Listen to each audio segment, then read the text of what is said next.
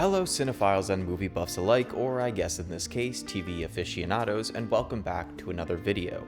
Well, I really wanted to continue the positivity after my video on Deadpool and Wolverine, and while this video isn't going to be bashing anything or anyone, it is more on the negative side.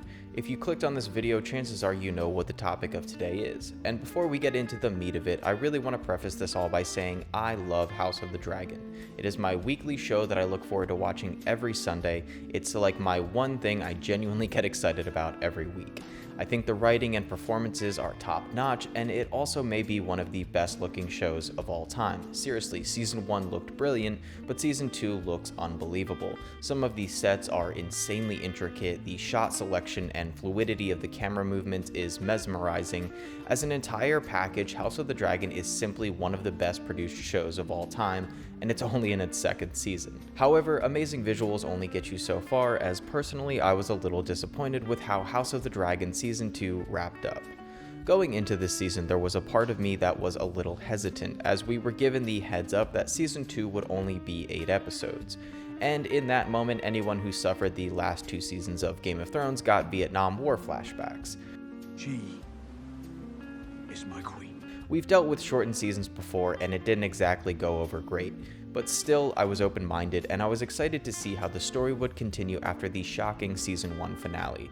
And honestly, right out of the gate, Season 2 exploded onto the TV scene with an incredible season premiere, and the momentum was continued over the next few episodes as we were inching closer and closer to war. Seeing both sides deal with the opposing looming threat, as well as dealing with issues and problems arising on their own side of the conflict. It felt like so much of this season was filling the pot, slowly but surely, building and building. Sure, there was some major plot developments, like King Aegon losing a son due to miscommunication on the part of Daemon, as well as Aegon himself nearly dying in an epic dragon battle, a battle which left Aegon burned and crippled and ended in the death of the queen who never was, Rhaenys. It was an amazing episode that came around the midpoint of the season. And despite being blown away, myself and the rest of the House of the Dragon fanbase was wondering what would come next.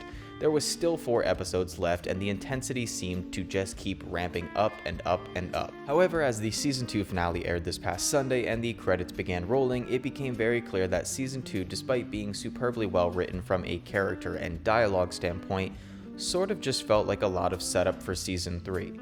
I saw someone online in regards to the finale say that they felt like they just watched a 70-minute trailer for Season 3, and while that statement is a little exaggerated in my opinion, I will say after the episode finished I felt really unsatisfied with how the season concluded.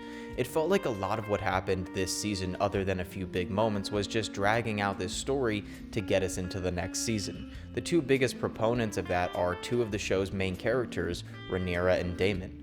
Rhaenyra spends practically the entire season in Dragonstone. Her character doesn't feel like she has as much agency as she did in the first season. Now, I know it's not entirely fair to compare Season 1 and 2, as Season 1 covered around 2 decades of in-world story, whereas Season 2 felt like maybe a couple of weeks. It's not the fault of the actress either who brings her A-game, but it just feels like the showrunners didn't give her enough to do in Season 2. Now, she does end the season having gained 3 new dragon riders and having an army raised up for her by Daemon, but in terms of what she actually does this season, a lot of what is accomplished on her end is done by other characters like Daemon or Mysaria or even Jacaerys. Speaking of Daemon, this is perhaps my biggest critique of the season. Daemon is one of the best characters in House of the Dragon, or at least he was in Season 1, because in Season 2, after inadvertently being responsible for the death of Aegon's young son, after sending 2 assassins to kill Prince Aemond, Daemon is scolded by Rhaenyra for what she sees as selfish actions. This in turn leads him to flying off to Harrenhal in Episode 3. Now here's the issue. Daemon spends the entire season up until the end of the finale in Harrenhal. Now don't get me wrong, Harrenhal is an awesome set piece. I love how dirty and dingy and haunted it feels. And in watching The House That Dragon Built, the companion piece to House of the Dragon that shows the behind the scenes of each episode, it's clear they spent a lot of time and effort on the Harrenhal set. This season is basically the one where Daemon goes a little cuckoo for Cocoa Puffs, and during his stay at Harrenhal begins seeing things both in his dreams and in real life. This often serves as a way to develop and add more depth to the character as he's haunted by the sins of his past, his own actions plaguing his mind like an incurable virus. And honestly, at first, I really loved this. One of my kinks in terms of writing is taking a character whom we've seen to be kind of cold and calculated and really digging deep into that character, showing their insecurities and flaws, is something I will never not love.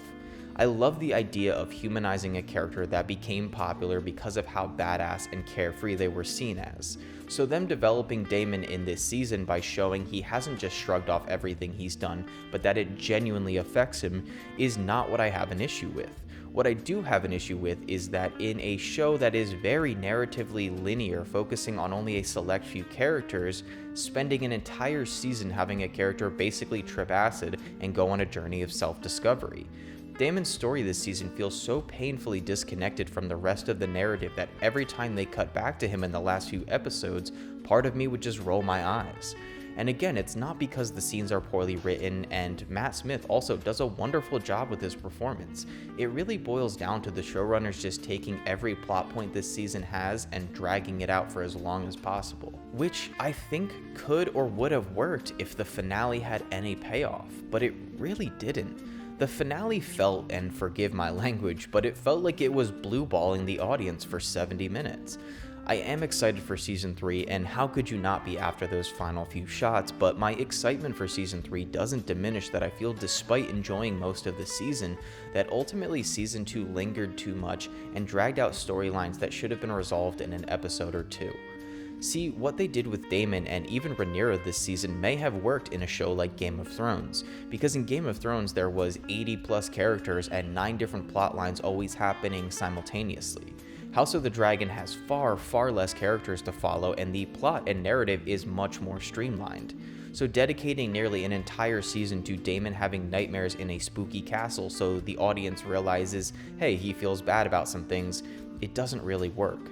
But as a whole, I did enjoy Season 2 of House of the Dragon. I'm sad it's over. I do think they could have done another episode or two and really went out with a bang, but overall it was still well written from a dialogue point of view, the production value and cinematography is the best it's ever been, and the acting across the board is quite fantastic.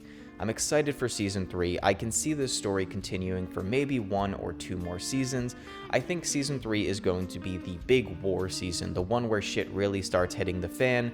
We're probably going to get a lot of character deaths, and hopefully we won't have to wait 2 years for it. But that being said, that is really it for today, guys.